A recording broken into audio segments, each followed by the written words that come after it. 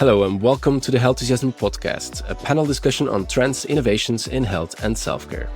My name is Christophe Jauquet. I'm the author of the Healthusiasm books and a professional keynote speaker on health, business and technology. Every week I discuss with a panel of experts the positive changes that are shaping our health and happiness. And for this discussion, we have two of your beloved experts in the panel. From Scotland, but living near Brighton, medical expert in digital innovation, Dr. Keith Grimes. Good morning, everybody. From Ghent, Belgium, human experience expert Mo Zoumina. Hi there. This means we are missing out on Aline Loiset, who normally should be calling in from Barcelona. She is our digital health connector. But this is a last-minute decision. This is a last-minute recording we decided upon because there was something in the news that we really wanted to discuss with you. Are we ready for this discussion, guys? Yep, absolutely. Ready to go. Lovely. So in this episode this week, we will zoom in on how the boundaries are blurring between healthcare, wellness, and consumer businesses, which in other episodes would bring the following question. What behavior, innovation, or trend from one industry can be worthwhile for another industry? But in the news this week, maybe we should reverse that question and ask ourselves, is it really the case that the idea from one industry should be brought into another industry? Because Walmart on Tuesday, the 3rd of April, announced it will close its physical and telehealth services due to a lack of profitability. The operation had grown into 51 centers in the past 5 years and was on tap to hit 75 by the end of this year. In the statement made by Walmart, it said that the challenging reimbursement environment and escalating operating costs create a lack of profitability that make the care business unsustainable for us at this time. Which is a remarkable move, by the way, because in 2019, Walmart stepped into the healthcare in a pretty big way, we can say, because its board of directors approved a plan to open 4,000 clinics by 2029. Now we're 5 years down the road and they only opened 51. So they were far off from the 4,000, let's say. But now the fact that they are completely stepping out of it and even, I believe, selling everything that they have is a big switch. It kind of shows that size alone maybe is not the recipe for success when it comes to health services. But we thought it was interesting enough to bring us all together and have the discussion that we otherwise probably would have on WhatsApp or any other social media, and do it for you here on the episode on the Healthusiasm podcast. Keith, going straight to you. What's your thought when you read it, when you heard the news? Yeah, I mean, when I heard the news, so I'm a UK-based physician, and this is obviously happening in the US, but it seems to be sort of following a downward trend in what people perceive of a combination of telehealth or virtual services, which was part of their offering, and the sort of dream that people are able to operate something like primary care at scale. For background, I worked at Babylon Health. Babylon, set up services in the UK and also tried to make the move across to America and famously didn't manage that, fell and got crushed against the rocks of moving across to the US. And so we experienced our own challenges in that area, trying to provide digital-first primary care to rural settings. So my response to seeing this was like, well, we found it really tough. I'm kind of satisfied that the bigger players also found it really tough. There's potentially different reasons with this as well. But as soon as that sort of faded away, I started to feel very sad because I think Walmart's proposition was, 90% of the US population live within 10 miles of a Walmart store. And therefore, the idea that this sort of underserved population could get ready access was really, really promising. And that promise for now has faded away. And so I'm sad more for the patient care more than anything else right now. Walmart's big enough and ugly enough to take care of itself. But for those patients who maybe made that commitment, that's upsetting. Yeah, and they were not the only one, right? Because, I mean, what I've heard, and I quickly read through some other news, I think Walgreens, who was also very much focused on trying to provide some primary care services, they pivoted to closing some of their stores as well. Amazon shut down already in 2022 some primary care business, just mainly because they were not getting the buy-in from corporate customers. But still, I mean, the promise of this retail health offering to getting that primary care closer to people, which actually is a big need, because it's hard to have a quick answer to your healthcare questions maybe today. It is sad for patients. That's what I totally believe in. Yeah. Mo, what's your thought? What was your thought when you heard it? Yeah, I was also a bit discouraged because I was looking forward to someone cracking the code of doing that. But as Keith said, primary care comes with some complexity, some scarcity of people being able to deliver that experience. And I'm also thinking of the backlash we'll have. Imagine a player like Walmart trying to recruit people to work in primary care. I think that has incredibly inflated the cost of talent being active in primary care, and also challenge all those who already are working in primary care and maybe trying to lure them into these centers. I think that has a challenge in the way these people were paid, but also maybe, Walmart has experienced in reimbursed services as long as they're simple. So for instance, they're the market leader in SNAP, which are food stamps, right? 25% of all people using food stamps in the US shop at Walmart. So if the reimbursement model is simple, like pharmacy or anything else, they're very good at it. If the reimbursement model is a bit more complex, like in primary care, it's a challenge. And that might be something interesting. Is I don't think, as we discussed, health in itself might be a challenge, but the complexity of health, when it gets complex, you have difficulty scaling it. So I think they'll stay in health, but in the simple reimbursement things that are quite simple.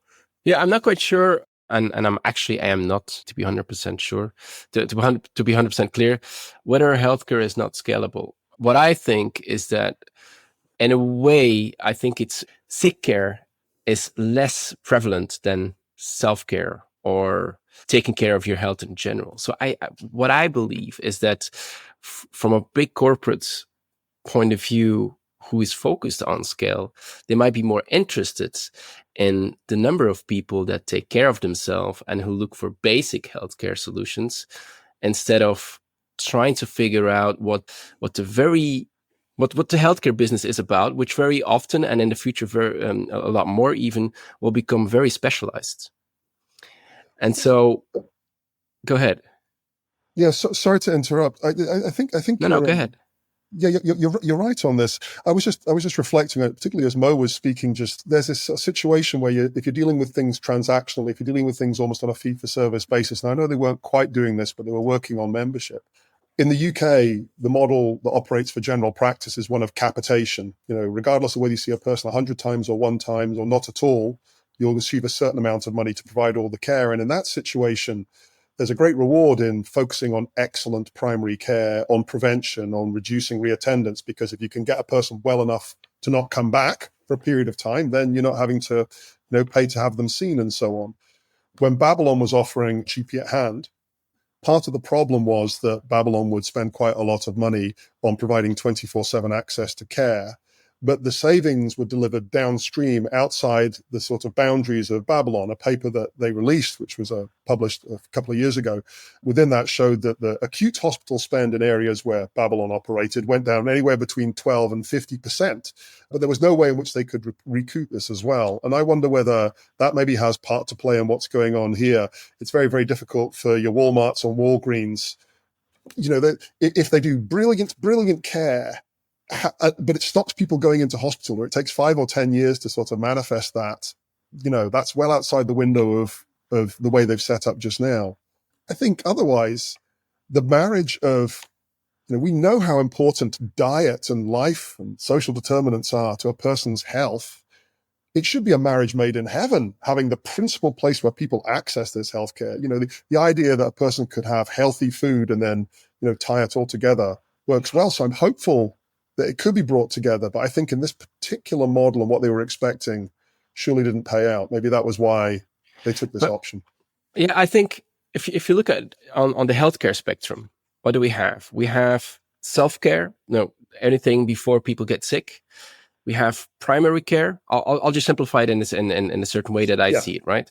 So you have self-care, You have primary care, which is the first point of contact for some basic, healthcare relief maybe, or health problem relief. And then you have specialized care. I think on the one hand side, the specialized care will become in the next 5 to 10 years very, very specialized. And I think any healthcare center, hospitals will become huge centers of expertise with knowledge that it will be very hard to comprehend. It will never become something that maybe even retail stores or those kind of companies could manage. So I really see this healthcare at the end becoming very specialized. On the other side of the spectrum, we have self-care, which is becoming super popular, which is becoming very accessible, which has different stakeholders and different views on health even, and that is growing massively. And in between, you have primary care, which I believe is at this moment a bit no man's land. It's the entry into the specialized care, but it's getting closer to the self-care as well. And I think what Walmart tried to do is, and many others of those stakeholders, they try to have that, take that middle field. But that middle field is, as I said, to me, it feels a bit like, where is this going? Will it become more specialized and move more into the healthcare sector, or will it become more self-care? And I think because of the reimbursements, the primary care setting is part of the healthcare system, and the reimbursement there and all the costs there and the way that it's operated is very slow, is very heavy. And if that doesn't change, I believe that this primary care setting still will remain no man's land until something changes there. So I really believe that the only way that primary care will change, it will not be by physical players or retail players, because they will focus more on the big markets, which is self-care. But I think it has to do with automation. It has to do with digital health solutions. And I always say, physicians, pharmacists, insurance companies, sick funds, what have you all, they are the ones that will be most disrupted in the next 5 to 10 years, probably, because they are in between those two magnetic fields that are changing rapidly. Mm. Interesting take. When I heard you talk, Christophe, I kind of also heard a second narrative, and hear me out. What if primary care got obsolete by the rise of diagnostics that are very low threshold, meaning that you will get diagnosed on something specific and specialized sooner, whether it is cancer, whether it is something else, right? So that primary care might be a kind of self-service thing, right? Where for the flus and anything else, and where the diagnostic acceleration will get you into specialized care faster, but earlier too, right? Exactly. So what I kind of hear you saying is that maybe primary care might implode, and that you have self-care and then very specialized care. And then we have, as you said, no man's land, but also a vacuum, right? Yeah. Because the vacuum in itself is high maintenance with people and everything else. And maybe that might be a visionary move from Walmart saying, we're getting out there. That's what I think. Yeah. We'll So have diagnostics and then, yeah. Keith. Sorry to cut across. I'm smiling because I disagree with you. And this is always good stuff, is I see potentially the complete opposite. Now, conflict of interest here. I am a primary care physician and a GP, so people talking about the death of that particular sector, I'll obviously kind of bristle a little bit. But if you hear me out a little bit, I see specialist care as the completely replaceable and transactional part of it in some regards, particularly if it becomes super specialized, because if I have a specialist in one area, conceivably I could get that from any place, or an AI. If it's just specialist knowledge, I could just get it anywhere. The thing that I think is very valuable that's missing out in this is the complexity of the fact that people do not have just one thing. Even if it's something as simple as a broken leg, there's a biological, psychological, and social aspect of it. So it can be treated in one way, but it impacts on everything else. And that's just something as simple as a broken leg. You have a person with chronic diseases and their life and wellness and everything else, and their mental health in there. Primary care operating well is this continuous, holistic look across the entirety of a person's health and how you can optimize that as well. in my experience, I've seen that handled less well in specialist settings than in primary care settings, or at least good primary care Yeah, settings. totally true. That kind of comprehensive side of things. So I put that. And then the second thing is, where does population health sit as well? Specialist, the specialist areas might be interested in the population health impact of a particular narrow area, potentially, but who looks across the population requirements, the public health requirements of that? Is that primary care, or is that a separate public health function? So yeah, delightfully for the conversation, I disagree, but maybe throw that into there as well. That Walmart failed in this one right now, maybe they should have bought a hospital instead. I think you're right, and you're not. Let me just explain. I think this is going to be a memorable one. I think the fact that people require to be cared for in that matter, in a holistic matter, I totally agree. The question is, will we be able to do so? And will we find it important enough to do so? I'm not sure. Right. So yes, it absolutely makes sense from an economical point of view and things like that. And then the last thing I also see is that I don't know if you looked at it, the rise of vaccines being developed for conditions that are preventable is incredible. I think the blind spot is vaccines, and also, think about exosomes. There are technologies being developed in vaccines that will kind of cover the basics, right? Which is not, I think, a very good evolution if you think of population health and things like that. But if you look at the pipeline of vaccines, they're trying to develop vaccines for a multitude of conditions, right? So once again, I totally agree that holistic health is something that absolutely makes sense from a societal point of view, from an ethical point of view, even from a financial point of view. But I'm not sure we'll be able to cater to that, Christophe. Yeah, and I think to piggyback on that, I do fully agree with you, Keith, that this holistic view on one's health will be even more important and valuable in the future.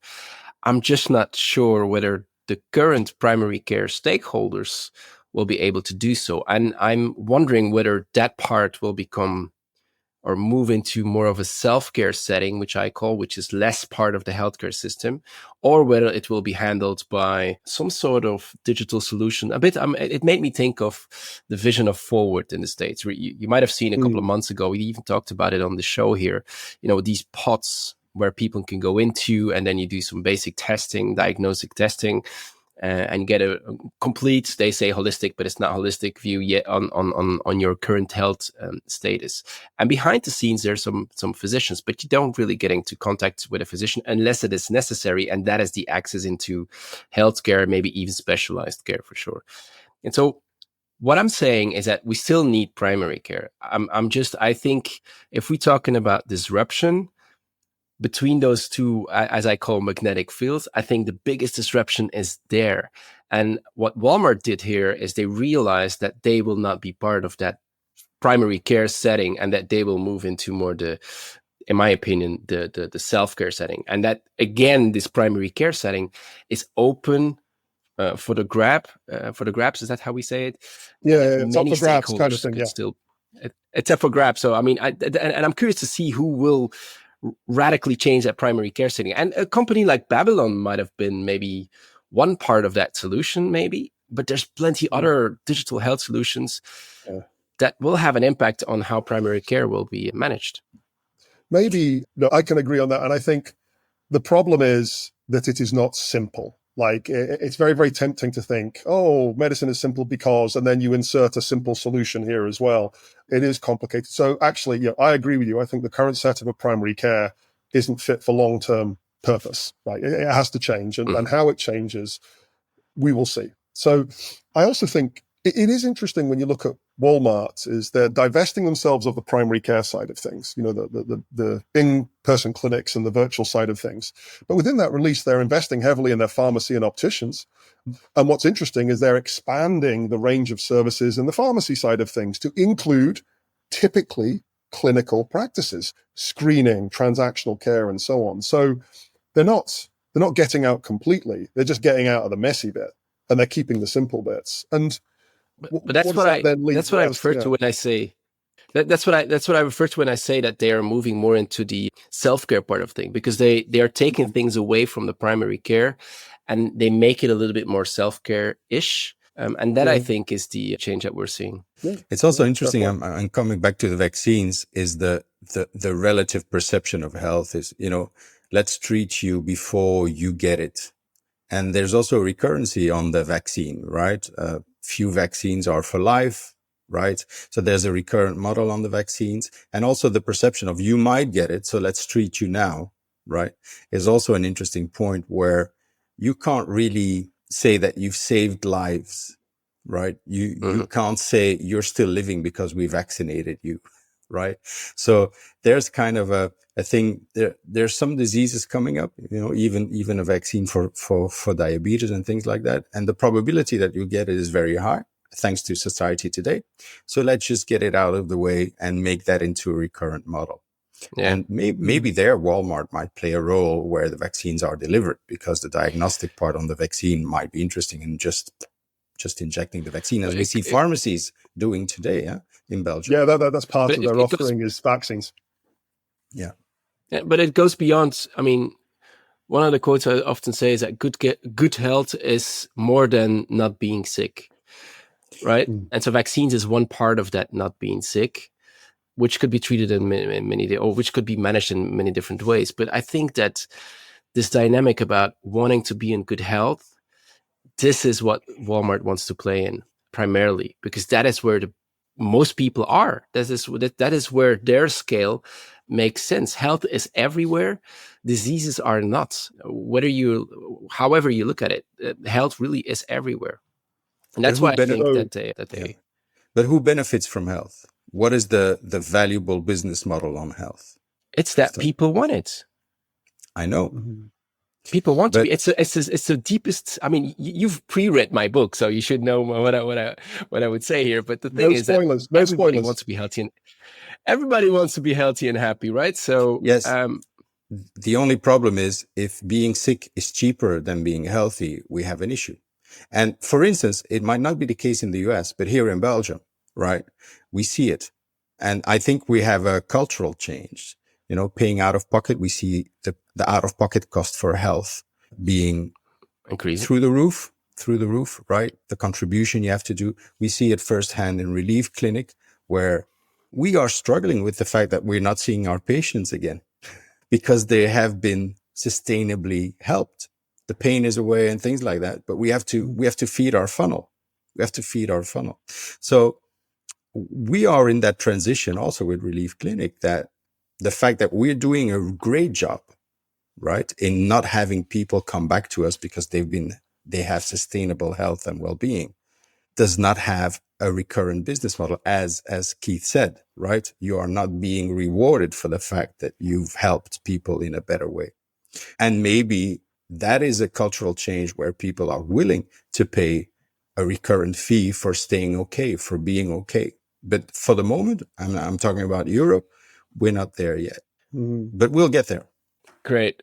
Maybe I think it's time to wrap up. If there's maybe like one statement or takeaway that you would, because it's a big thing, right? Walmart, one of the biggest companies in the world, that says, I'll stop with health care, primary care. It's a big thing. If there's one takeaway, one thought you want to leave the audience with, the listeners with, what would it be? I'm just putting you on the spot here, Keith. What would it be, perhaps? I'm trying to sort of formulate it into a simple answer. Maybe you should start. Yeah, it gives me more time to think. Christophe, you first, and then I'll say. Yeah, I have a couple of things, I think, but the one thing I really want to convey, and I know that quite some listeners that listen to the Health Citizen podcast are working in healthcare. They are interested in anything that's related to innovation, otherwise you wouldn't be listening. But the one thing that I want to put out there, and I put it immediately on LinkedIn as well, is that it's not because Walmart is moving away from this primary care setting and everything that they're doing. It does not mean that you need to yell, you see, it's yet another non-healthcare company that wants to make a big buck by moving into healthcare, but it's not that easy, so they better stay out of it. I kind of don't like that sound of it for two reasons. One is we shouldn't brag about too much that healthcare is so complex. It's a sad thing because Walmart could have changed a lot of of the experience that is related to health. So I really regret this. But also, I think you should not underestimate the fact that Walmart is a private company who's looking for profits. And so if they take these decisions, it is based on changing how the world is changing and where they think they should be playing and where they can make an impact. So it's not because they're stepping out of it that it is a fail. It is because they realize that they can make a bigger impact in health somewhere else, because they're not leaving health. They still have 5,000 pharmacies and 3,000 vision centers and what have you all. So they will play a role, probably more in the self-care area, but they will play a role in healthcare. So let's not just quickly jump to the conclusion like, oh, non-healthcare stakeholders, please stay out of the healthcare business, because I think they can bring a lot to the fact that it's not working is sad. And it's just a strategic shift, which makes, to me, totally sense at this point. Yeah. That would be my takeaway. Yeah. And you've given me enough time to formulate. I'll go first. You gave me, oh no, Mo, okay. Sorry, Mo. I want more time to think. No, I think in the interaction between the healthcare provider and the individual, I'm going to quote a specialist in behavioral science, which is BJ Fogg, who has a formula. He says behavior is motivation times ability times trigger. We tend to overestimate motivation. So I think one takeaway from this is, if you can keep it, I think one takeaway from Walmart here is that the complexity. I think they're trying to reformulate health in a way that is more simple, more accessible, more scalable. And in that formula, the A stands for ability, and the ability is about convenience and simplicity. If you want people to do things, right, keep it simple, but also simple for the organization. And if you keep it simple, it's also easy to scale. So I think, as you said, Walmart is not getting out of healthcare. I think it's moving into more convenient, simple healthcare, because it's part of the DNA of Walmart, convenience, right? So I think that might be the reformulation of how it can have a larger impact, and finding the formula to make it easy and accessible so that it can scale. Sounds great. Yeah. Sounds great. So, Keith, you had plenty of time. I don't know, you probably listened to us as well in the meantime. But now the pressure's really on, my man. Come on. Give us something. Right, here we go. It's the last sentence. It's the last part of the pot. Prepare yourselves. Here we go. No, the first thing is, Christophe, I am, like you, irritated by the people saying, I told you so. Like, look at this. I told you it was complicated and blah, blah, blah. It is complicated, but the incumbents are still not doing a great job. The fact that someone has tried something different and has at this time not proceeded with it, or not succeeded with something that you recognize as primary care, is no reason to boast, so we need to be very careful about that. That's the first thing. But the more important thing is that healthcare is two words. It's health, which we've talked about, and I think that can be broken down into transactional parts. And then there's care. And care, I think, is uniquely beyond one person's ability. You can care for yourself a little bit, but actually a lot of it comes from interacting with another person, either a person close to you or a care professional as well. And I think what's happened here is that they've realized that for a person to feel like they're getting complete health care, you get the health served, but you have the care served. And that care service comes from contact with people, either face-to-face, virtually, and a continuous experience. The use of technology to automate and make things easier and take away the transactional stuff should really leave space for us to care. And it's used an awful lot. What is the model for the provision of care is the bit that we need to see the innovation in as well. That has a longer horizon, and I think that played into what was happening here as well. But yeah, my point on this is that we need to focus and preserve that part where it's important, to allow people to really get what they need. Lovely. Yeah, you did well, Keith. I mean, he took the time, but it was really well done. Good closing of this discussion. Thank you both for this discussion. Right now, it's time to wrap up the Healthusiasm podcast for this week. Thank you for listening. If you like the show, don't forget to hit the subscribe button on your favorite podcast platform. You can also visit healthusiasm.com to discover the other episodes, subscribe to the newsletter, and learn more about our panelists. For now, I'd like to thank our panelists for their healthusiasm.